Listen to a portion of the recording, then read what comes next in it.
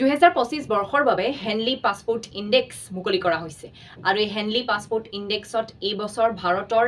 ranking হৈ গৈছে 77 ৭৭ সংখ্যক ইয়াত আপোনালোকে দেখিছে ভাৰতৰ ৰেংকিং হৈ গৈছে 77 কাৰেণ্ট ৰেংকিং আৰু লগতে ভিজা ফ্ৰী ডেষ্টিনেশ্যন ভাৰতৰ বৰ্তমান হৈ গৈছে 59খন ভিজা ফ্ৰী ডেষ্টিনেশ্যন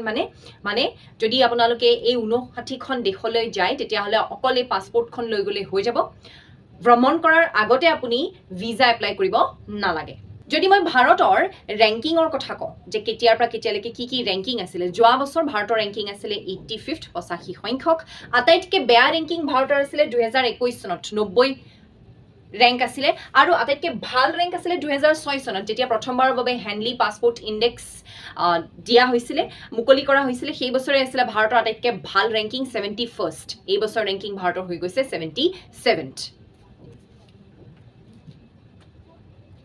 যদি মই টপ 10 বুলি কওঁ আটাইতকৈ টপ 10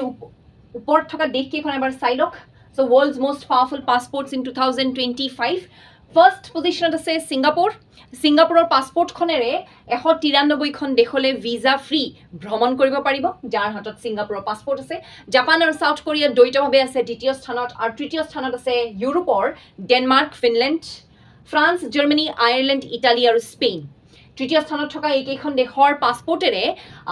189খন 189 দেশলৈকে ভিজা ফ্ৰী ভ্ৰমণ কৰিব পাৰিব সেইকেইখন আছিলে টপ 10 পাছপোৰ্ট বটম 10 পাছপোৰ্ট যদি আপোনালোকে চাই ডেমক্ৰেটিক ৰিপাব্লিক অফ কংগো আৰু সাউথ সুদানৰ হৈ গৈছে আটাইতকৈ উইক পাছপোৰ্ট তাৰপিছত আছে ইৰাণ আৰু শ্ৰীলংকা তাৰপিছত 92 সংখ্যক স্থানত আছে সুদান নৰ্থ কোৰিয়া আছে 93 সংখ্যক স্থানত 94 সংখ্যক স্থানত আছে বাংলাদেশ এৰিট্ৰিয়া আৰু পেলেষ্টিনিয়ান টেৰিটৰী আৰু 95 সংখ্যক স্থানত আছে লিবিয়া নেপাল আৰু 96 স্থানত আছে পাকিস্তান সোমালিয়া আৰু ইয়েমেন এইকেইখন হৈ গৈছে বটম কাণ্ট্ৰিজ হেনলি পাছপোৰ্ট ইণ্ডেক্সত